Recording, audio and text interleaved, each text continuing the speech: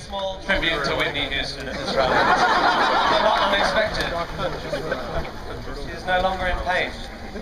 Hi! This is fun, I guess. This is sort of fun. I don't want to be here. We don't want to have to be here. It's a pity, really, isn't it? That 300 years after the Enlightenment.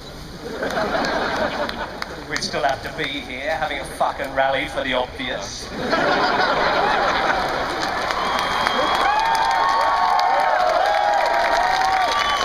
At least that's what I thought. But actually I had an experience recently that kind of changed my take on a lot of this sort of stuff. And I want to share it to you because I'm not going to be doing some of the more sort of God-bashing stuff that I used to do, because this thing happened, right? I'll tell you, because I think you deserve an explanation for why I'm not doing songs about irreligious songs anymore. He's lying.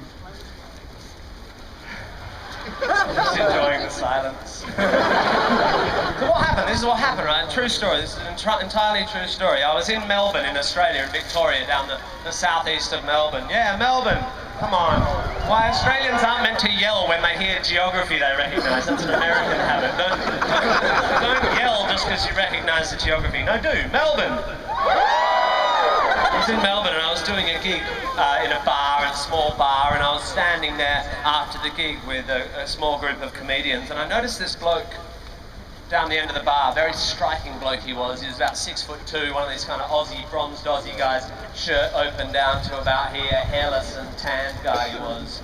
But I also noticed him because hanging around his neck, lying against his tanned, hairless chest on the end of a quite prominent silver chain, was a quite prominent silver cross.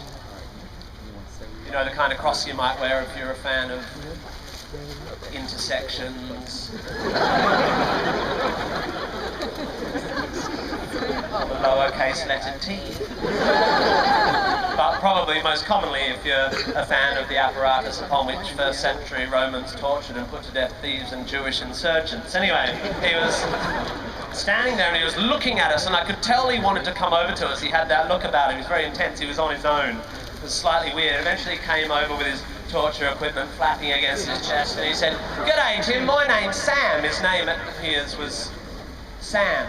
And he said, "I'm from Dandenong." Dandenong, for those who don't know, is an outer suburb in the hills just outside Melbourne in Victoria in Australia. And eventually he got talking and he was talking. He's one of those guys who didn't have a very good understanding of personal space, but he was very passionate, and I respect that. But I could tell he wanted to say something, and eventually he said, "I want to say something." So I was right. And he said, I've always wanted to ask you something, because I'm a big fan of your work, and I don't want you to think I'm offended or nothing, because I'm not. But you see, I'm a Christian. That settled that. And he said, "I've always wanted to ask you, because you do a lot of material about God and stuff, but you've never answered for me the fundamental question of why. Why you don't believe in God." And I said, "Well, Sam, I don't believe in God for the same reason that anyone who doesn't believe in a thing doesn't believe in it, because I haven't yet been offered enough evidence to allay my doubts." And he said, "But you don't just go through your whole life only believing things that you got evidence for, do you?" And I said, "Yep." Yeah, that's pretty much how thus far I've managed to wade my way through my tepid existence, yeah. And he said, "What about love?" And I said, "What about love?" And he said, "Do you believe in love?" And I said, "Yeah, I think so, Sam. Yeah, I believe in love. I feel love. I feel loved. Yeah, I believe in love." And he said, "Aha! You don't have any evidence for love?" And I said, "Oh, well, yeah, I mean, sure. Love without evidence is stalking."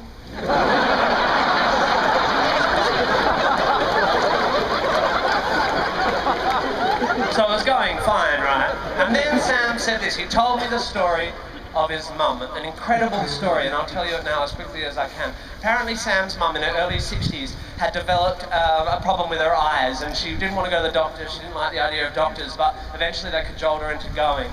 And the GP, the MD, took one look at her eye and said, "You must see a specialist as soon as possible. This is a degenerative eye disorder. If you don't have surgery, you will go blind." And Sam's mum was afraid because she didn't trust doctors, she didn't believe in modern medicine. But Sam and his mum had their church there in the hills, in the Dandenong Ranges outside Melbourne in Victoria in Australia. There was one of these big glass, really popular churches, and it was to their church that they went that Sunday.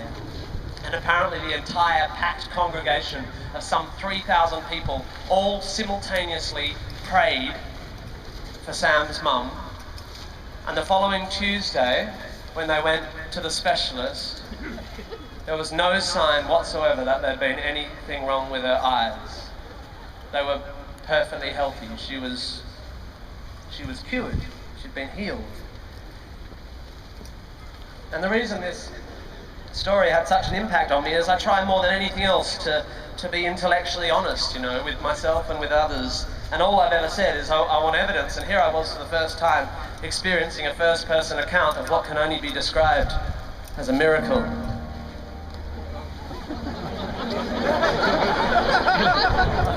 So I went right on home and I wrote this song.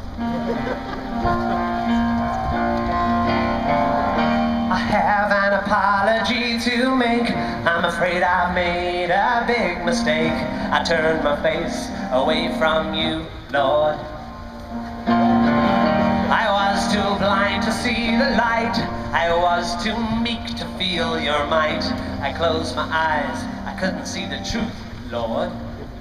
But then like Saul on the Damascus road,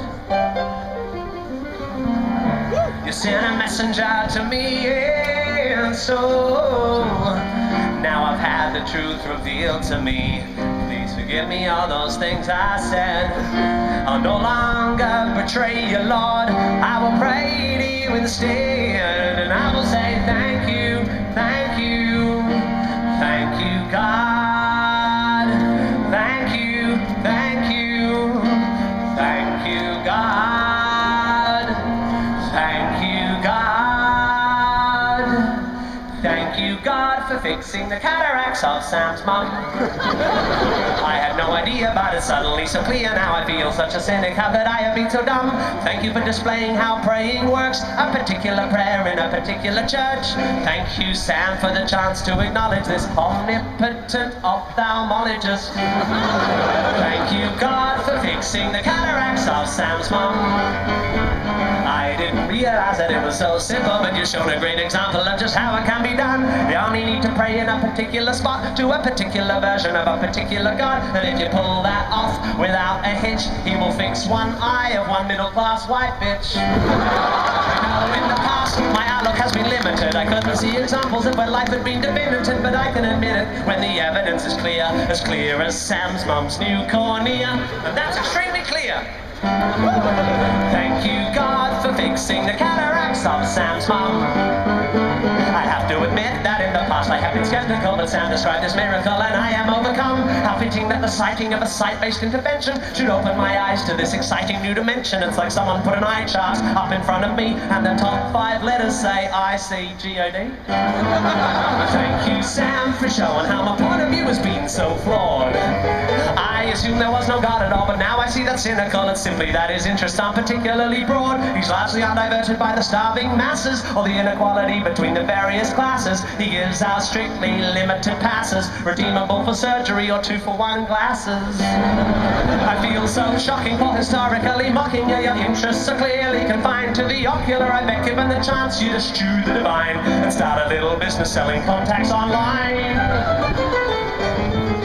Fuck me, Sam, what are the odds that of history's endless parade of gods, that the God you just happen to be taught to believe in is the actual one, and he digs on healing, but not the AIDS-ridden African nations, the victims of the plague, nor the flood-addled Asians, but healthy, privately insured Australians with common and curable lens degeneration. The story of Sam's has but a single explanation, a surgical God who digs on magic operations. No, it couldn't be mistaken, attribution of causation, born of a coincidental temporal correlation, exacerbated by a general lack of education vis-a-vis physics in Sam's parish congregation. It couldn't be that all these pious people are liars. It couldn't be an artifact of confirmation bias or a product of groupthink, a mass delusion, an emperor's new clothes style fear of exclusion. No one's more likely to be an all-powerful magician than the misdiagnosis of the initial condition, or one of many cases of spontaneous remission, or a record-keeping glitch by the local physician. They're the only explanation for Sam's mum's seeing. They prayed to an all-knowing super being, to the omnipresent master of the universe, and he liked the sound of their muttered verse. So for a bit of a change from his usual stunt of being a sexist, racist, murderous, he popped down to Dandenong, and just like that, used his powers to heal the cataracts of Sam's mom. Of Sam's mom. Oh, thank you, God, for fixing the cataracts of Sam's mom. I didn't realize that it was such a simple thing. I feel such a tingling, my ignorant scum. Now I understand how prayer can work. A particular prayer in a particular church, in a particular style, with a particular stuff, and for particular problems that are particularly tough, and for particular people, preferably white, and for particular senses, preferably sight, a particular prayer in a particular spot, to a particular version of a particular God. And if you get that right, he just might take a break from giving babies malaria and pop down to your local area to fix the cataracts of your mom.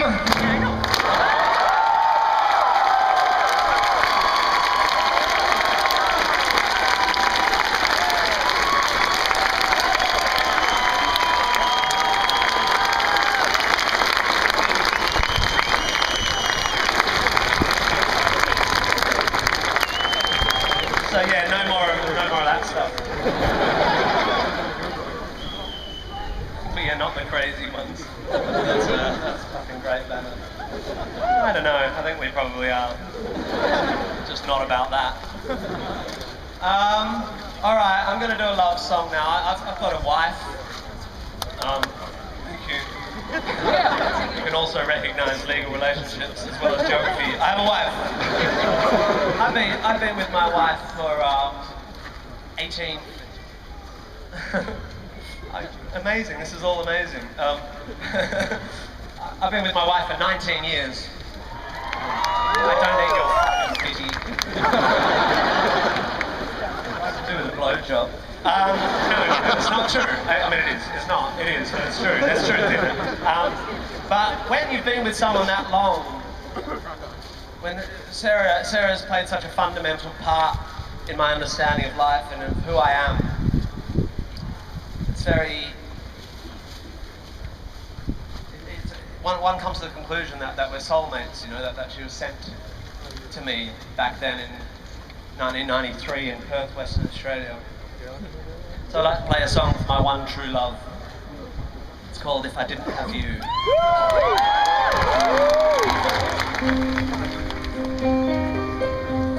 If I didn't have you to hold me tight, if I didn't have you to lie with at night, if I didn't have you to share my sights, and to kiss me and dry my tears when I cry, well, I really think that I would have somebody else.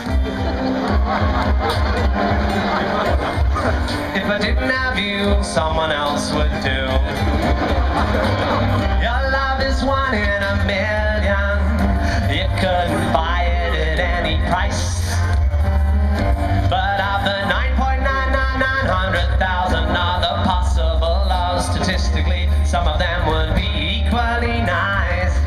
Or maybe not as nice, but say smarter than you, or dumber but better at sport, or colouring. Well, I'm just saying, I think I'd probably, if I were a rich man, diddle diddle diddle diddle diddle diddle diddle dee, I guess I would be with a surgeon or a model or a Raleigh of the Royals or a Kennedy, or an nymphomaniacal exhibitionist heiress to a large chain of hotels. If I were a rich man, maybe I would fiddle, fiddle, diddle, diddle with the rich man girls. I'm not saying that I'd not love you if I were wealthy or handsome, but realistically there's lots of fish in the sea, and if I had a different rod I would conceivably land some, even though I'm fiscally consistently pitiable and considerably less less Brad Pitt than Brad Pitiful? Am I really so poor and ugly that you think only you could possibly love me? And I think I'd probably...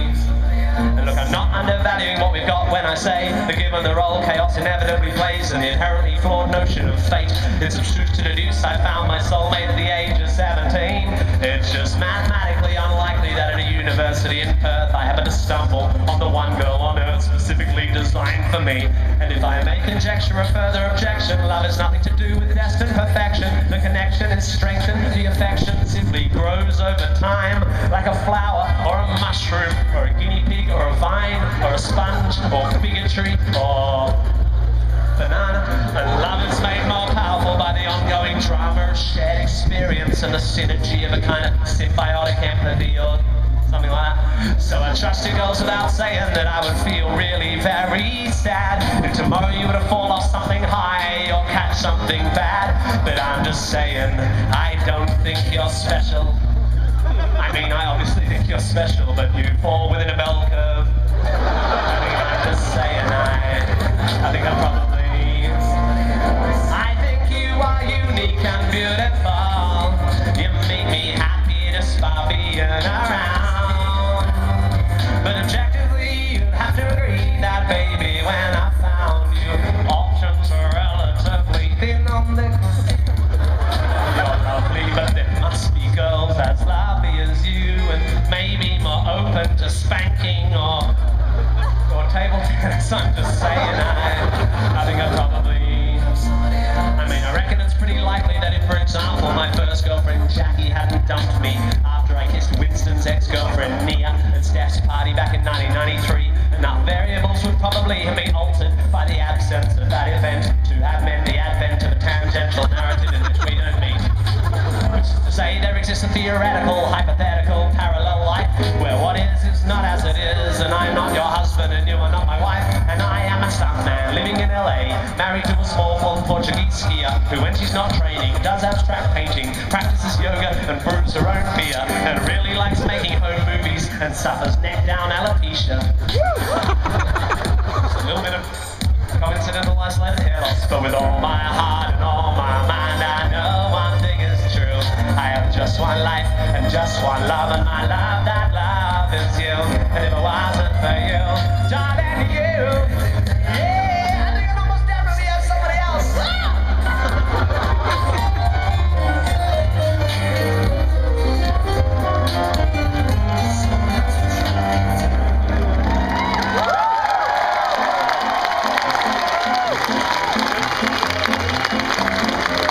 This is a song about sacredness, language, and offense.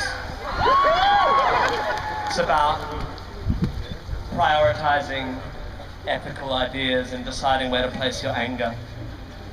Fuck the motherfucker, fuck the motherfucker, fuck the motherfucker, he's a fucking motherfucker, yeah. Fuck the motherfucker, fuck the motherfucker, fuck the motherfucker, he's a total mother, yeah. Fuck the motherfucker, fuck the motherfucker, fuck the motherfucker, fucking fuck the motherfucker, fuck the motherfucker, fuck the motherfucking...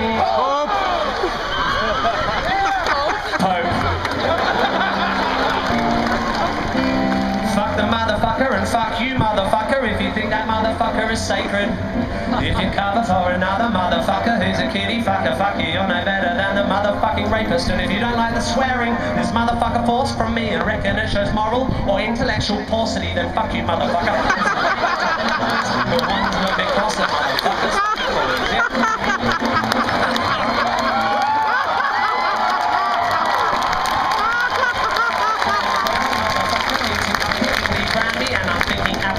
This has now to do with other fucking godly motherfuckers. I'm not interested right now in theological debate. There are other fucking songs and there are other fucking ways. I'll be a religious apologist on other fucking ways, but the fact remains, if you protect a single kitty fucker, then Pope or Prince or Plumber, you're a fucking motherfucker.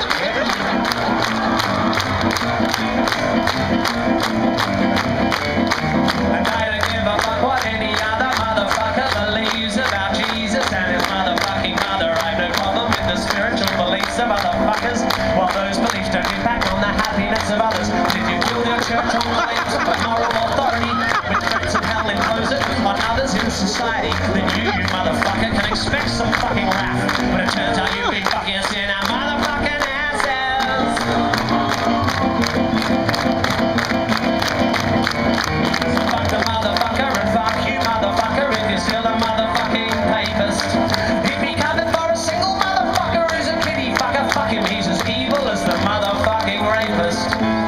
Look into your motherfucking heart and tell me true.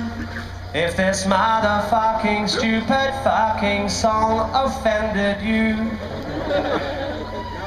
With its filthy fucking language and its fucking disrespect. If it made you feel angry, go ahead and write a letter. But if you find this song more offensive than the possibility the Pope protected priests when they were getting fucking fiddly, then listen to me, motherfucker, this here is a fact. You are just as morally misguided as that motherfucking power-hungry, self-aggrandized bigot in a stupid fucking hat.